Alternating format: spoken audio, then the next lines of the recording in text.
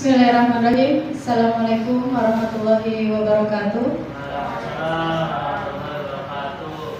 Alhamdulillah, puji syukur kita panjatkan kehadirat Allah Subhanahu wa Ta'ala, karena pada kesempatan ini kita masih diberi kesehatan sehingga kita bisa berkumpul bersama di tempat yang berbahagia ini. Salawat serta salam tak lupa kita panjatkan kepada Nabi kita, Nabi Muhammad SAW, yang mudah-mudahan syafaatnya sampai kita di yaumul akhir. Amin ya rabbal alamin.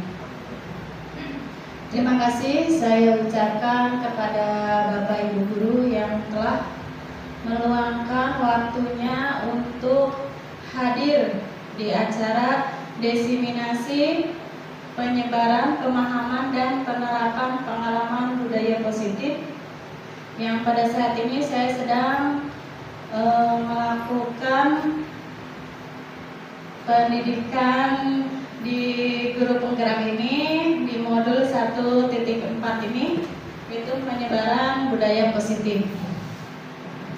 Baik Bapak Ibu semuanya, sebelum kita mulai acara, terlebih dahulu mari kita sama-sama berdoa agar acara ini berjalan dengan lancar. Berdoa dimulai.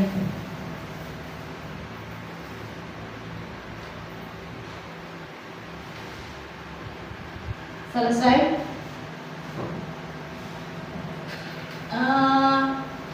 Saya akan memaparkan mengenai budaya positif ya. Konsep utama dari modul budaya positif ini yang pertama, perubahan paradigma baru, disiplin positif, nilai-nilai kebajikan, kebutuhan dasar manusia, motivasi perilaku manusia, posisi kontrol restitusi, keyakinan kelas, dan segitiga restitusi. Ini yang saya pelajari di modul 1.4 pada budaya positif ini, dan akan saya paparkan kepada Bapak dan Ibu guru di sini. Pembelajaran dengan paradigma baru. Pembelajaran paradigma baru atau kurikulum merdeka merupakan pembelajaran yang berorientasi pada penguatan kompetensi dan pengembangan karakter yang sesuai dengan dimensi profil pelajar Pancasila. Kurikulum merdeka ini memastikan bahwa praktik pembelajaran yang dilakukan di sekolah itu benar-benar berpusat pada siswa atau student center learning, ya, yang mana setiap siswa ini dipastikan melakukan kegiatan belajar yang sesuai dengan kebutuhan dan tahap perkembangannya.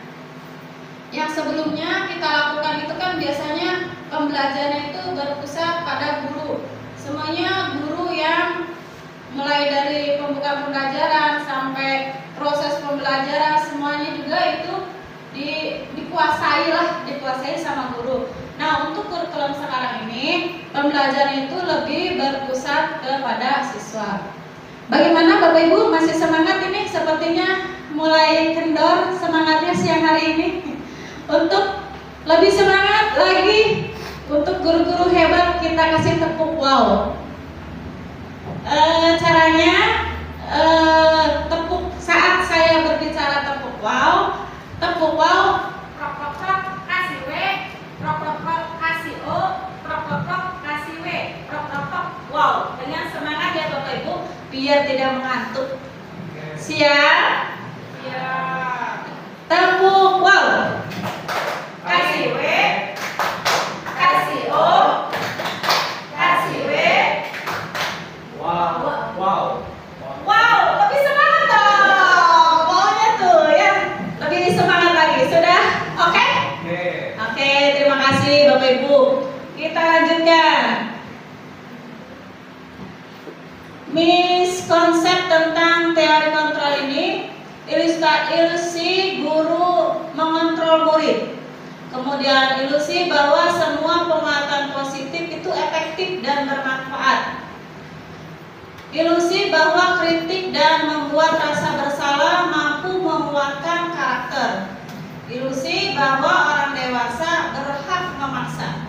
Ini konsep tentang teori kontrol ya Bapak Ibu. Mengubah paradigma stimulus respon ke pendekatan teori kontrol. Stimulus responnya realita atau kebutuhan kita sama.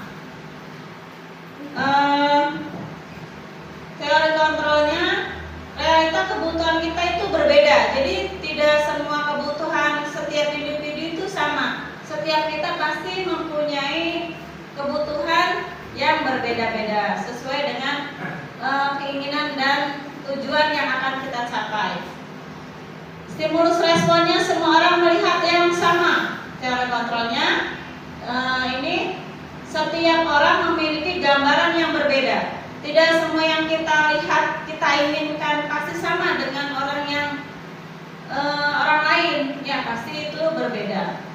Stimulus responnya kita mencoba mengubah orang lain agar berpandang sama dengan kita. Pendekatan dari teori kontrolnya, kita berusaha memahami pandangan orang lain tentang dunia. Jadi kita tidak bisa mengubah orang lain agar cara pandangnya sama dengan kita. Ya. Tapi kita hanya bisa berusaha memahami pandangan orang lain itu, ya, tidak bisa memaksakan. Selanjutnya, perilaku buruk terlihat suatu kesalahan.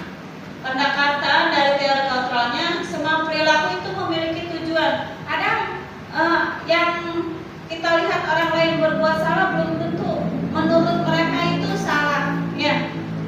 Jadi seperti kata tadi, menurut tujuan masing-masing, ya.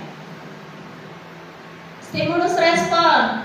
Orang lain bisa mengontrol saya. Pendekatan teorinya, hanya Anda yang bisa mengontrol Anda sendiri.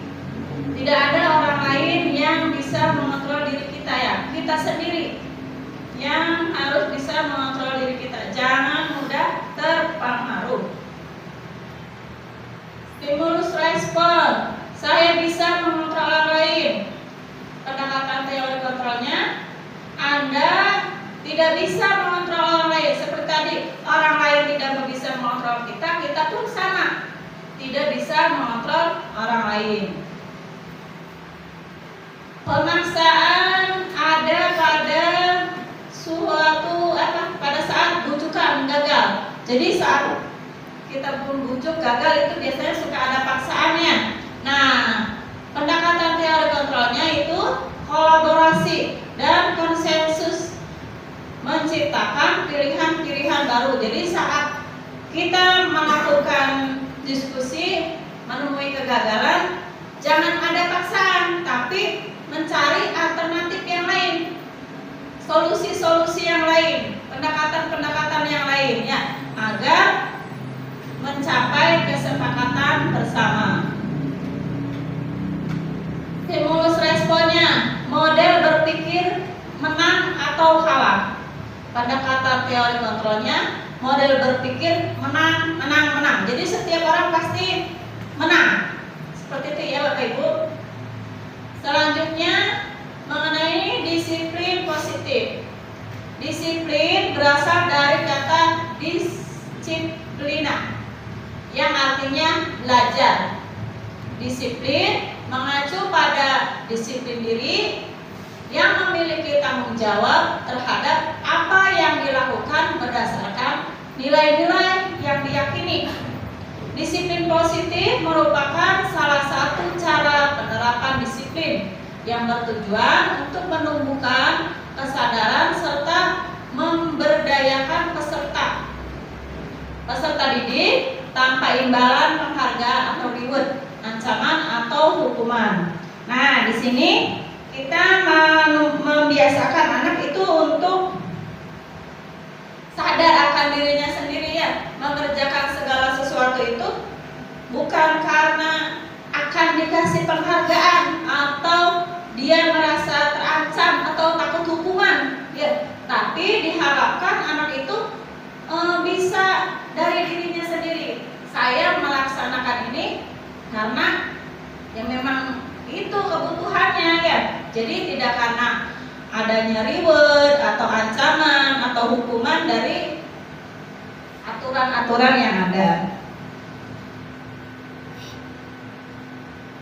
Nah, sebagai pendidik, tujuan kita adalah menciptakan peserta didik yang memiliki disiplin diri sehingga mereka berperilaku mengacu kepada nilai-nilai kebajikan universal dan memiliki motivasi intrinsik dalam perubahan perilaku ke arah yang lebih baik. Seperti tadi yang sebelumnya ya, tidak karena hadiah atau karena ancaman atau karena hukuman. Jadi mereka ini memiliki perilaku yang mengacu kepada nilai-nilai kebajikan ya, dari motivasi dirinya sendiri melakukan itu yang memang harus seperti itu, tidak karena yang lain, tidak karena dorongan dari yang lain.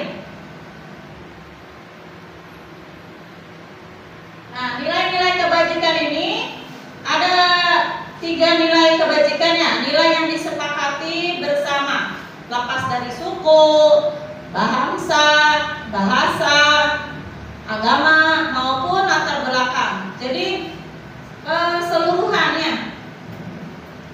Di sini nilai kebajikannya mengacu pada profil pelajar Pancasila. Seperti yang kita ketahui, profil pelajar Pancasila ini beriman dan bertakwa kepada Tuhan Yang Maha Esa dan berakhlak mulia, berkebinekaan global, gotong royong, mandiri, kreatif, dan bernalar kritis.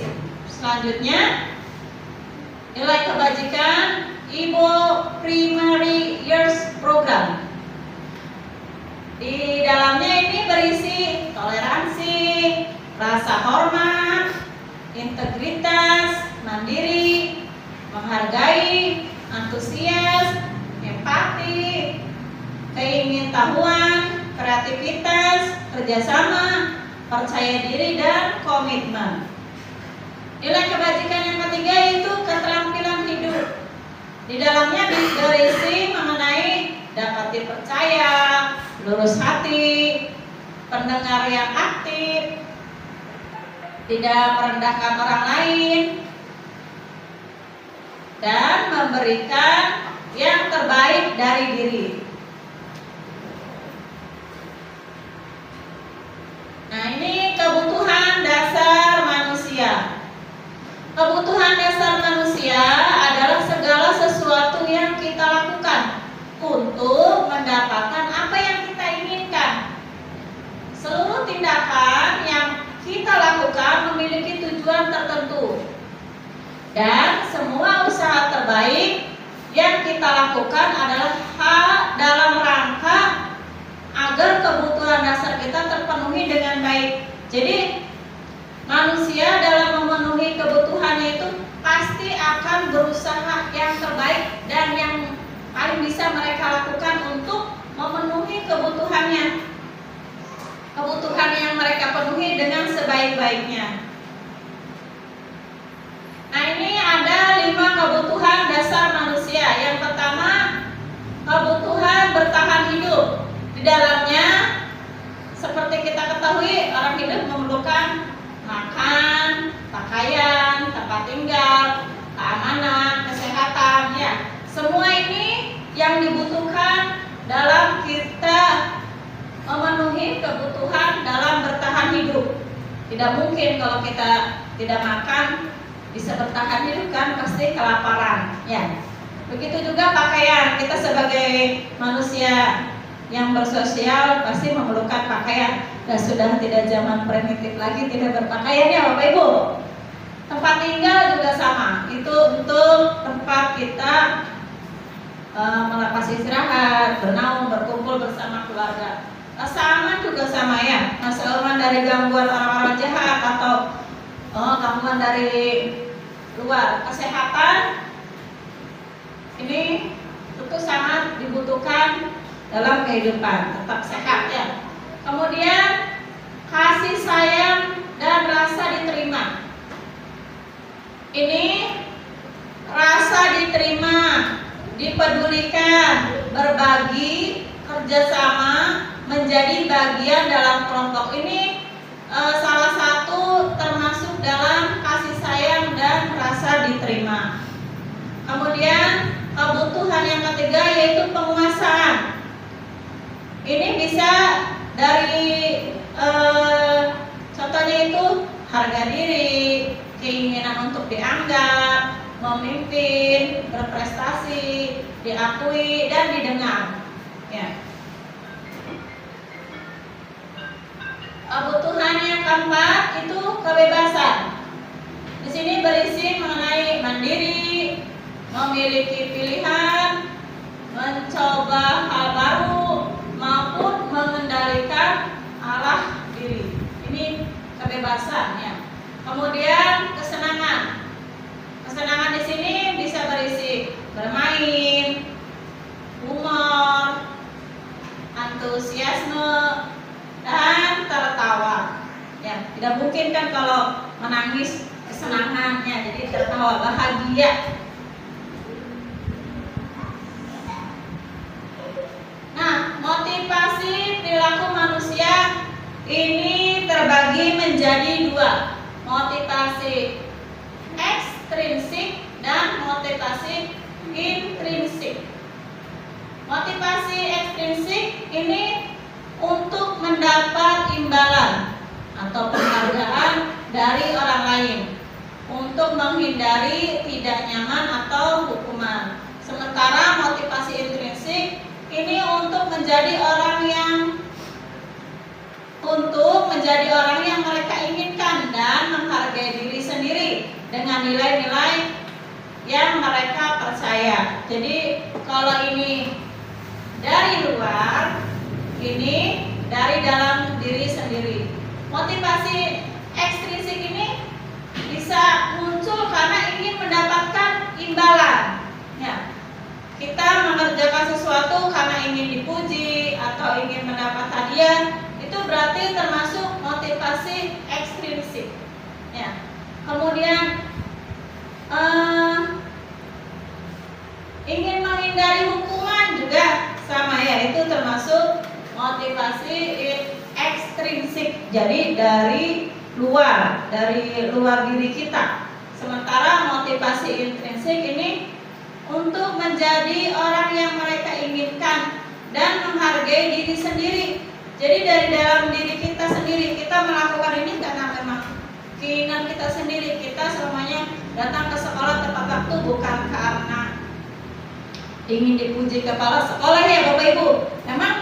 Memang udah kewajiban kita datang sekolah tepat waktu dan kesadaran dari diri kita bahwa untuk menghargai waktu dan diri kita untuk disiplin seperti itu. Nah, identitas sukses gagal. Ini ada 3 bagian. Ada hukuman, konsekuensi, restitusi. Yang pertama hukuman. Hukuman ini biasanya tidak terencana atau tiba-tiba. Contoh, anak kita tidak mengerjakan PR. Nah, kita memberi hukuman, namanya dihukum. Jadi harusnya waktu istirahat anak itu mengerjakan PR seperti itu. Tidak direncanakan sebelumnya, tapi tiba-tiba. Itu termasuk hukuman. Dan saat hukuman itu dijalankan, murid juga tidak akan tahu apa yang akan terjadi. Bakal terjadi enggak nih, saya tidak mengerjakan PR tuh bakal dihukum atau tidak. Kalau gurunya pas sedang berbaik hati kadang-kadang, oh ya sudah nanti besok PR-nya ya, kan seperti itu kan berarti dibatalkan, tidak dihukum. Kalau seumpamanya hukuman itu dilaksanakan, bisa pas waktu istirahat anak itu mengerjakan PR tersebut. Ya. Jadi kalau hukuman itu tidak terencana, tiba-tiba dan bisa saja dilaksanakan dan bisa juga tidak dilaksanakan. Kemudian sifatnya itu satu arah dan berupa hukuman fisik satu arah. Jadi hanya guru saja yang menghukum gitu ya. Jadi anak tidak bisa menghukum kita ya. Jadi hanya satu arah, kita yang menentukan fisik, bisa jadi karena anak itu mengerjakan PR saat istirahat, otomatis anak itu jadi jam istirahatnya berkurang seperti itu.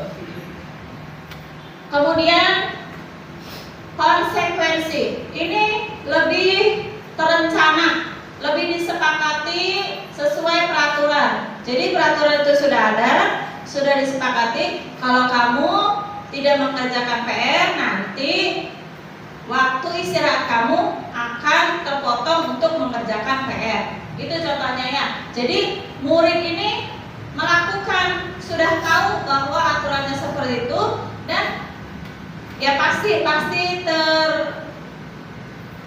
terlaksana. Dan walaupun murid sudah tahu, ya mereka juga akan tetap merasa tidak nyaman ya, karena memang seharusnya istirahat, tapi mereka tetap belajar lagi untuk mengerjakan PR. Nah, selanjutnya sikap guru selalu memonitor murid. Jadi selalu dipantau. Ya, anak ini ngerjakan PR nggak nih? Anak ini datangnya telat atau tidak nih? Ya, selalu dipantau, selalu dimonitor, selalu dilihat tingkah anak-anak itu. Karena yang emang sudah disepakati sama baik dari guru maupun anak-anak, itu sudah disepakati terlebih dahulu. Selanjutnya yang ketiga yaitu restitusi. Di sini proses menciptakan kondisi bagi murid untuk memperbaiki kesalahan. Kalau di sini peraturannya sudah ada, sudah disepakati, baik guru maupun murid sudah mengetahui. Tapi saat murid itu melakukan kesalahan, di sini ada untuk memperbaikinya, untuk merubah kesalahannya. Ya. Terus prosesnya juga berkolaboratif, yang mengajarkan murid untuk mencari solusinya sendiri. Nah, bisa jadi kemarin itu anak itu tidak mengerjakan PR karena seumpamanya sakit. Kan kita juga tidak mungkin anak sakit harus mengerjakan PR seperti itu. Jadi kenapa anak itu bisa tidak mengerjakan PR? Pasti ada alasannya. Nah, di sini guru dan murid berkolaboratif untuk mencari solusinya. Ya, seperti itu. Selanjutnya, ini ada 5 posisi kontrol guru. Yang pertama, menghukum.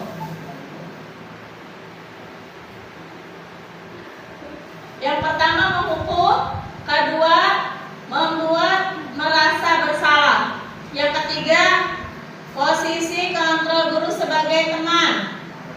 Ini guru sebagai pemantau. Dan yang terakhir, posisi kontrol guru sebagai manajer. Dari kelima posisi ini, nah, apa itu posisi kontrol? Ada yang tahu Bapak Ibu? Tidak? Baik. Posisi kontrol guru ini merujuk pada berbagai pendekatan yang digunakan oleh mereka dalam mengelola perilaku dan disiplin di kelas. Setiap posisi akan memberikan dampak yang signifikan pada proses pembelajaran dan perkembangan siswa. Nah, dari kelima posisi itu akan menghasilkan dampak-dampak yang berbeda pada murid. Ya.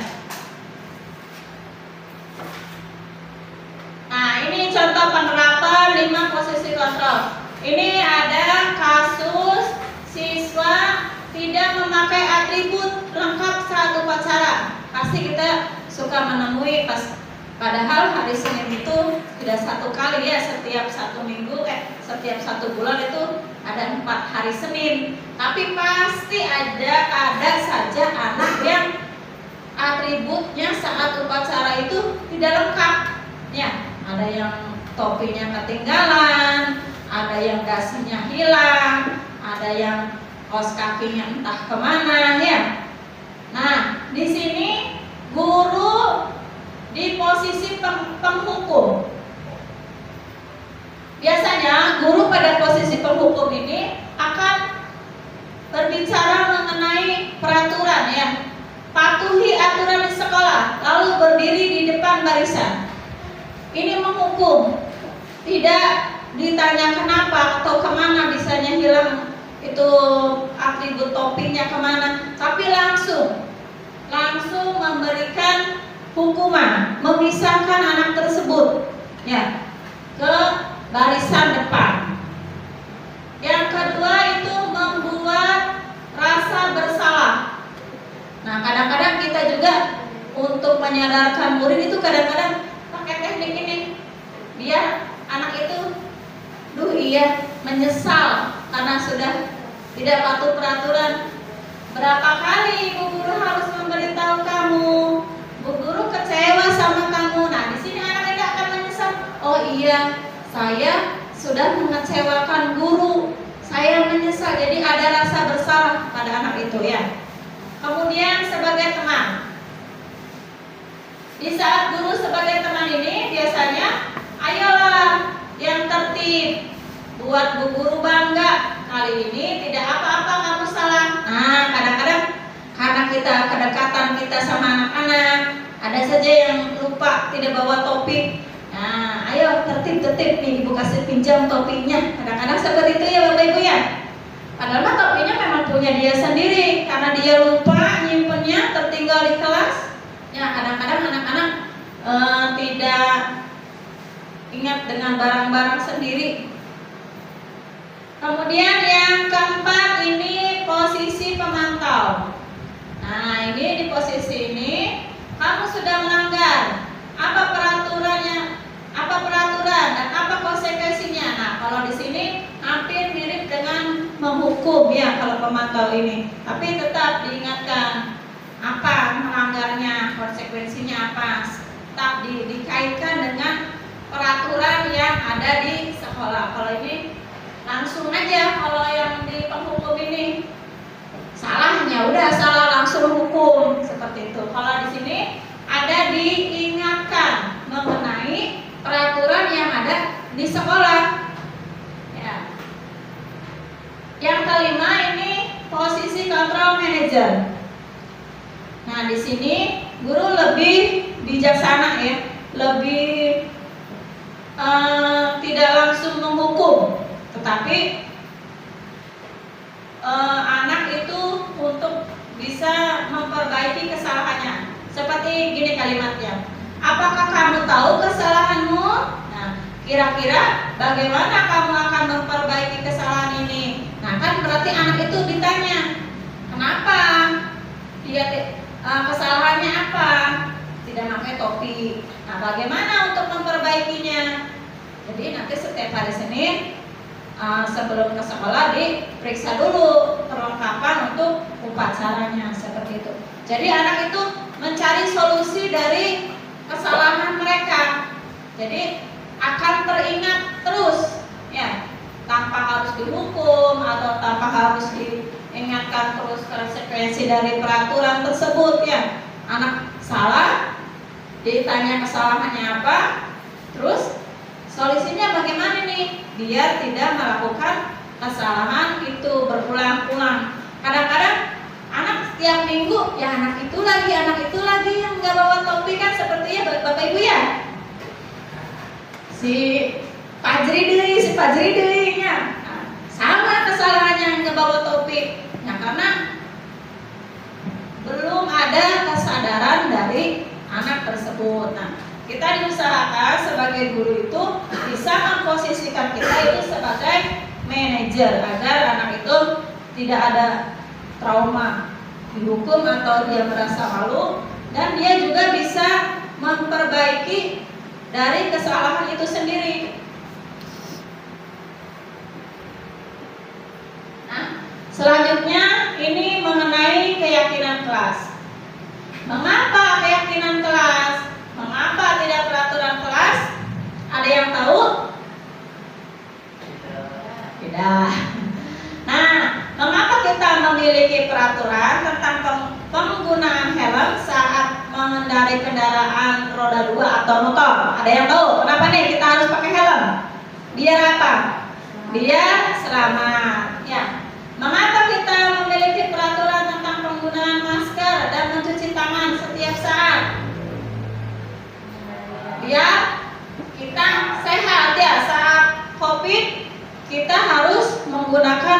masker dan selalu mencuci tangan. Itu gunanya untuk kesehatan ya.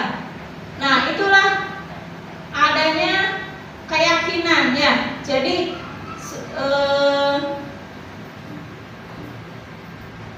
Jadi kesadarannya itu tumbuh ya, tidak terpaksa ya.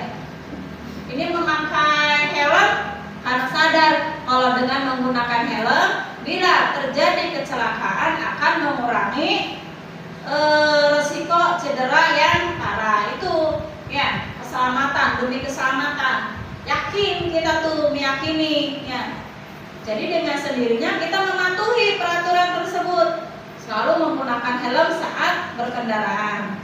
Saat COVID, kenapa kita mau patuh peraturan memakai masker dan mencuci tangan? Karena kita yakin, kita sadar dengan memakai masker dan mencuci tangan kita bisa sedikit melindungi kita dari penyebaran COVID seperti itu.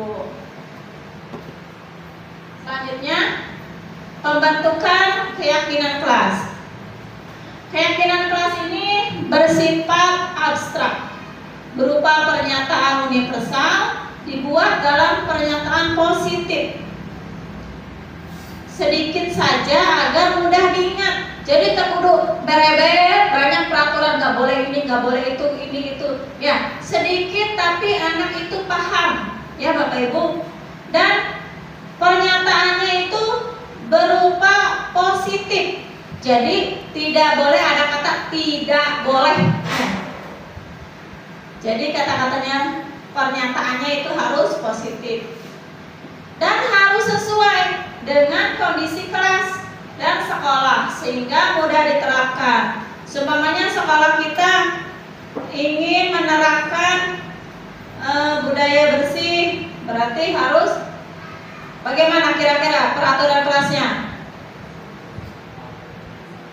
Buang sampah pada tempatnya atau menjaga kebersihannya. Ingat, tidak boleh ada kata tidak atau jangan. Di sini harus menggunakan pernyataan positif ya dalam pembuatannya. Semua warga sekolah atau warga kelas ini dilibatkan saat pembuatannya. Kalau peraturan sekolah itu dibuat di sekolah dan harus dipatuhi oleh warga sekolah, tapi saat pembuatannya itu sudah dibuat dari sekolah. Kalau untuk keyakinan kelas ini, kita melibatkan peserta didik kita untuk ikut dalam membuat keyakinan kelas ini. Jadi tidak hanya kita saja ya yang membuatnya, tapi diikuti oleh seluruh siswa. Dan ingat, kata-katanya tidak boleh banyak-banyak, sedikit asal anak mengerti dan dipahami. Nah, selanjutnya ini segitiga restitusi. Segitiga restitusi ini ada 3 tahapan. Yang pertama itu menstabilkan identitas. Di sini biasanya saat menstabilkan identitas ini kita bisa menggunakan setiap orang pasti pernah melakukan kesalahan. Itu semuanya ada anak yang melakukan kesalahan, dia marah-marah ke temannya. Nah, kita bisa saat anak itu marah-marah, otomatis dia sangat emosi, sangat kesal. Nah, saat menstabilkannya itu kita bisa dengan mengatakan setiap orang pasti pernah melakukan kesalahan, atau kamu bukan satu-satunya yang pernah melakukan kesalahan. Tapi dari kalimat ini bukan berarti kita membetulkan apa yang sudah dilakukan oleh siswa tersebut ya. Di sini kita hanya untuk menenangkan dari posisi anak itu merasa bersalah atau anak itu merasa menyesal itu ya. Kadang-kadang kita juga kalau habis marah-marah ada menyesalkannya. Nah, itu untuk distabilkan di sini. Saat anak itu sudah mulai tenang, mulai stabil, nah kita mulai ke tahap berikutnya itu validasi tindakan yang salah. Kenapa anak itu bisa melakukan kesalahan? Kenapa anak itu bisa berbuat seperti itu?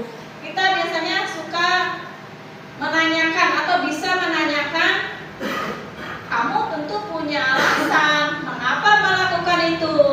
Atau bisa juga, apakah cara yang lebih efektif untuk mendapatkan apa yang kamu butuhkan?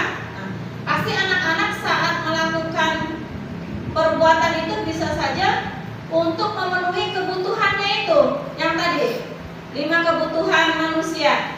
Ya, bisa saja mereka ingin diperhatikan karena kurang kasih sayang, atau mereka ingin jadi penguasa. Ya, pasti setiap tindakan itu ada alasannya. Kenapa bisa dilakukan? Bisa jadi dia atau merebut makanan teman itu memang posisinya dari rumah belum sarapan hingga akhirnya merebut makanan teman, seperti itu ya. Kita di sini di tahap kedua, kenapa? Validasi tindakan yang salah. Apa nih kesalahannya? Apa yang dia lakukan itu ya? Pada tahap terakhir, saat dia sudah merasa tenang, sudah diketahui kenapa bisa melakukan itu, kita tanyakan, menanyakan keyakinan. Ya, keyakinan kelas apa yang telah kita sepakati? Atau kamu ingin menjadi orang yang seperti apa? Ya, pada tahap ini kita mengembalikan anak itu mau bagaimana, mau seperti apa, keyakinan apa yang sudah dilanggar. Karena sebelumnya kita sudah membuat keyakinan. Nah, kenapa anak itu bisa marah ke temannya? Oh, karena temannya nyontek ke dia, jadi dia emosi. Bagaimana cara menghadapinya? Bagaimana mencari solusinya dari segitiga restitusi ini? Diharapkan Bapak Ibu nanti kalau semuanya menemukan anak yang sedikit-sedikit bermasalah, untuk mengatasinya tidak dari hukuman atau tidak langsung dihukum, untuk menyelesaikan masalahnya dari sini, dari segitiga restitusi, dengan tahapan menstabilkan identitas, validasi tindakan yang salah, dan menanyakan keyakinan. Nah, nih kayak yang tadi ya, menstabilkan identitas. Berdasarkan prinsip membuat kesalahan, ada bagian dari proses pembelajarannya. Dari kesalahan itu tidak semuanya salah, pasti ada pembelajaran buat kita, baik buat anak maupun buat kita sebagai guru. Ya, yang pertama itu berbuat salah itu tidak apa-apa. Tidak ada manusia yang sempurna. Ini kata yang bisa kita lakukan saat menemui anak yang bersalah atau untuk menstabilkan identitasnya. Bukan identitas nama ya, maksudnya identitas dari masalah itu maksudnya. Yang kedua, sempurna. Saya juga pernah melakukan kesalahan. Seperti itu kita bisa menyelesaikan ini, Bapak Ibu.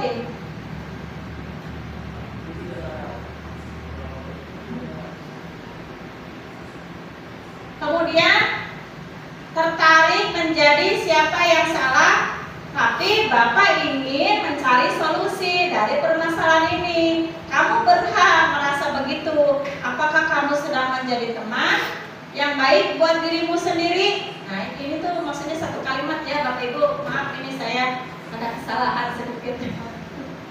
Ini kalimat yang bisa digunakan saat kita menstabilkan identitas. Selanjutnya ini validasi tindakan. Ini kalimatnya, padahal kamu bisa melakukan yang lebih buruk dari ini ya. Pasti kamu punya alasan mengapa hal itu kamu kamu patut bangga pada dirimu sendiri karena kamu telah melindungi sesuatu yang penting buatmu. Atau bisa juga dengan kalimat, kamu boleh mempertahankan sikap itu, tetapi kamu harus menambahkan sifat yang baru. Jadi saat validasi tindakan salah, anak itu bersalah. Jadi ya kamu tuh salah, kamu tuh nggak boleh gitu, tidak boleh ya. Kita harus lebih bijaksana dalam menyelesaikan masalah. Jangan sampai sudah ada masalah ditambah masalah lagi sama kita ya. Kemudian pada tahap yang ketiga ini menanyakan keyakinan. Apa yang kita percaya sebagai kelas atau keluarga ini, keyakinan ini bisa juga diterapkan di keluarga ya, tidak hanya di sekolah ya. Terus nilai apa? Apa nilai-nilai umum yang kita telah sepakati? Ini mengingatkan kembali nilai-nilainya. Apa bayangan kita tentang kelas yang ideal? Pasti kita menginginkan kelas yang ideal. Cita-citanya bagaimana saat anak itu melanggar diingatkan kembali. Dulu menginginkan kelas yang bagaimana? Ya, saat melanggar jadi diingatkan kembali. Nah, ini contoh penyelesaian kasus dengan segitiga restitusi. Di sini ada Jaina yang marah-marah saat temannya mencontek hasil pekerjaannya. Selamat menyaksikan.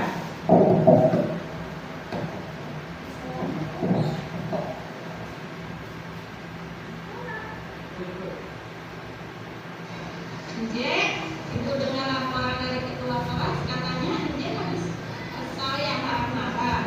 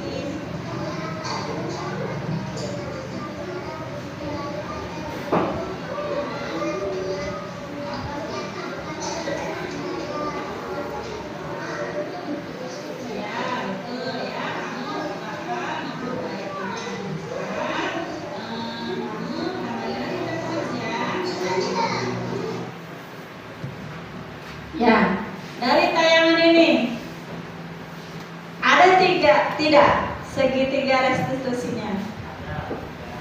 Di bagian mana saat memvalidasi dari percakapan tadi, percakapan saya dengan murid saya tadi, ada tidak penyelesaian kasus dengan segitiga restitusinya?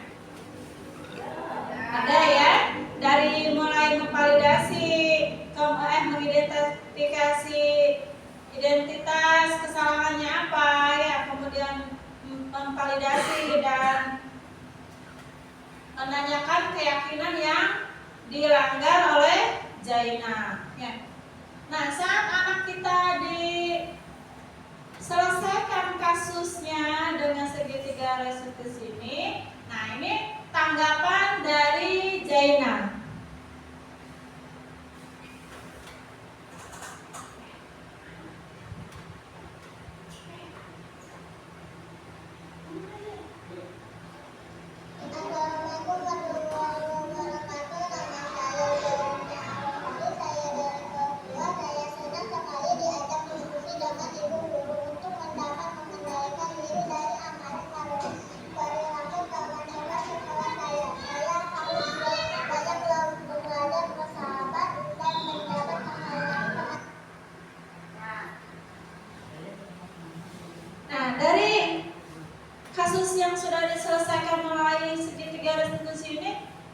juga akan merasa senang dan menyadari kesalahannya dan menemukan solusi untuk masalahnya itu. Dia akan belajar lebih sabar, dan bila ada temannya lagi yang mencontek, pasti akan dia melaporkan ke guru, tidak langsung marah-marah dan ngambek ya. Itu kan tadi itu dia marah-marah dan menggebrak meja.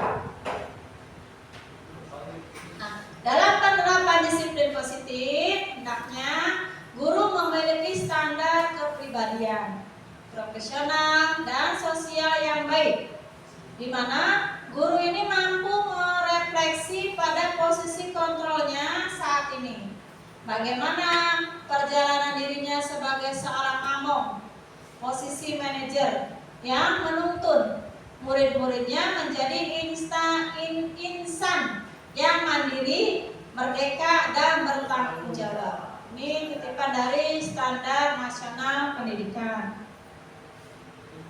Terima kasih Bapak Ibu guru hebat. Mungkin ini yang bisa saya sampaikan. Kurang lebihnya saya mohon maaf. Saya akhiri. Billahi taufiq wal hidayah. Wassalamualaikum warahmatullahi wabarakatuh. Waalaikumsalam.